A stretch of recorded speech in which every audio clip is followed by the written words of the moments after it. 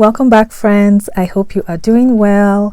I'm going to show you how I make an emulsified body butter cream. This is basically a thick body cream and not a lotion, so it's formulated to be like a body butter but just more hydrating and moisturizing on your skin. And if you're someone that sells body butters, this is a great option for the hot summer months. You can make this, it's more stable when you ship your products, it's not going to melt. So I'm going to show you my process, and of course you can always make changes and substitutions that work best for you. This is just the process that I use when making my own emulsified body butter cream. So I'm going to show you step by step how I do this. So let's jump right in. And if this is your first time stopping by, my name is Esther, and I make DIY natural hair and skincare videos, and I also sell my products on my website. If you want to check that out, I'll have that linked in the description box. So let's jump right in.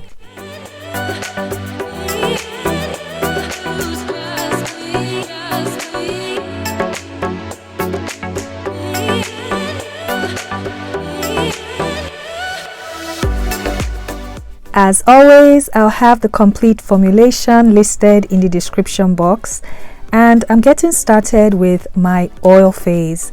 So the oil phase has things like your butters, oils, waxes.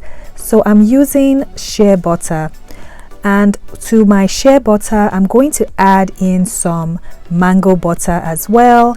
And for my oils I'm using safflower oil, and I'm also going to add in some sweet almond oil. And of course you can make substitutions that work best for you.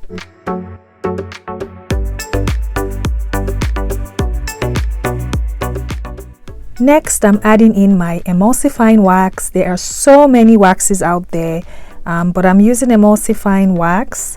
This is Ritamulse SCG.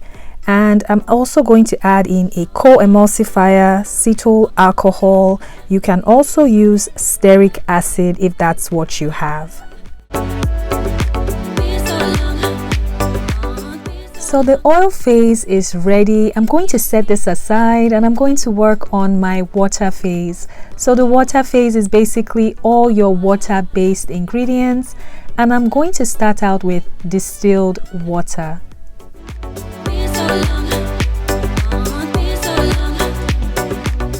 To my distilled water, I'm adding in some aloe vera powder. You can also use aloe vera juice or aloe vera gel. I'm just going to mix this so it combines a little bit better. And then I'm going to add in some panthenol. Panthenol, this is an optional ingredient. If you don't have this, you can just use glycerin, that's also fine. Panthenol helps to improve hydration on your skin and also moisturization. So I'm just going to mix till everything is well blended.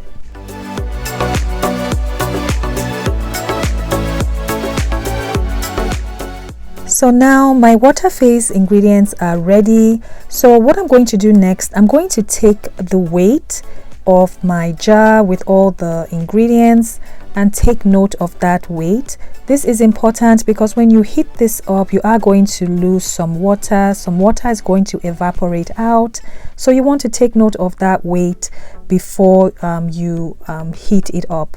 And I'm going to heat up both jars for at least 20 minutes until I get a temperature range of about 158 degrees to 168 degrees Fahrenheit.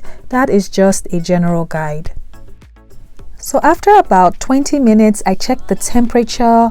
So what I'm going to do now, I'm going to replace any water that has been lost during the heating process. And that's what I'm doing here. So that little jar there, I heated that up along with my two containers. Because you don't want to use room temperature water. You want to use water that's about the same temperature of your water phase. So that's what I'm doing here. So once everything has been replaced, I'm going to blend both phases together and make the cream.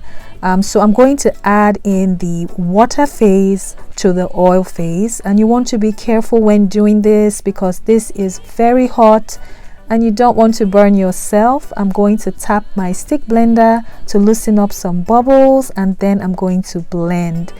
I blended for at least 5 minutes. This will make or break your cream. You really want to take your time to blend, and every emulsifier is different. So follow the guidelines for the emulsifier that you're using for your cream. So for this emulsifying wax, I blended for at least 5 minutes, and after blending, I set this aside for at least 20 to 25 minutes. I wanted it to cool down to below 100 degrees Fahrenheit, so that way I could add in the rest of my ingredients. So don't worry if you blend and it's still watery, it's going to thicken up after some time.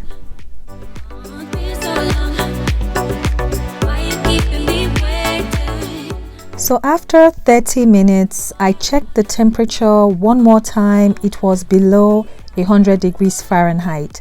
So I'm going to add in my cool down ingredients. Cool down ingredients are ingredients that are sensitive to heat, things like your preservatives, fragrance, essential oils, and even some extracts as well. So I have a blend of my cool down ingredients, and I'm going to add that now. I'm adding in some glycerin, Optifen, and fragrance. Glycerin is not sensitive to heat. I just forgot to add it during my heating phase, in the water phase. So glycerin is not heat sensitive, but Optifen and fragrance are heat sensitive. So after adding this in, I'm going to just mix it by hand for just a few seconds, and then I'm going to use my stick blender to get everything blended.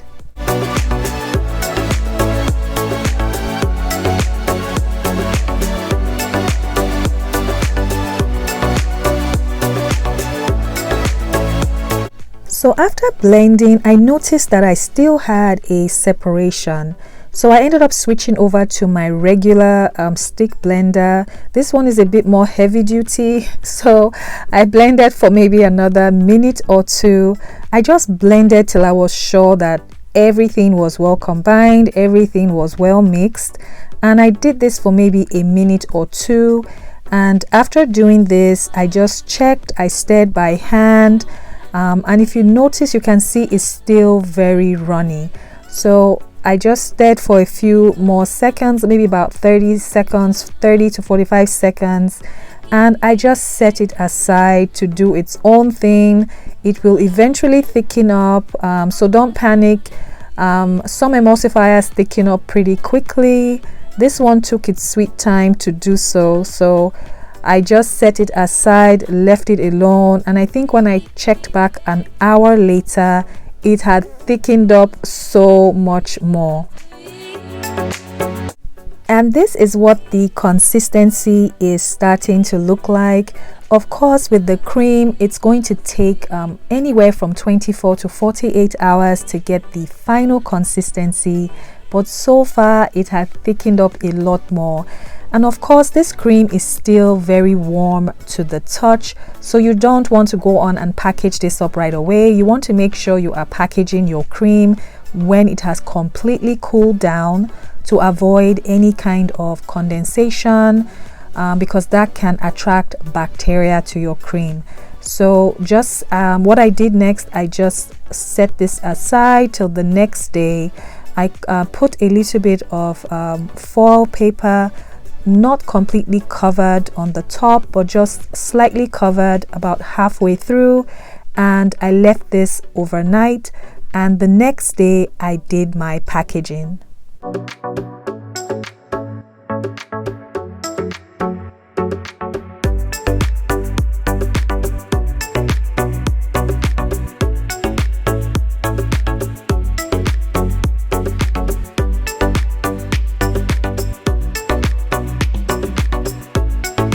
And this is what it's looking like so far. The body butter cream is ready.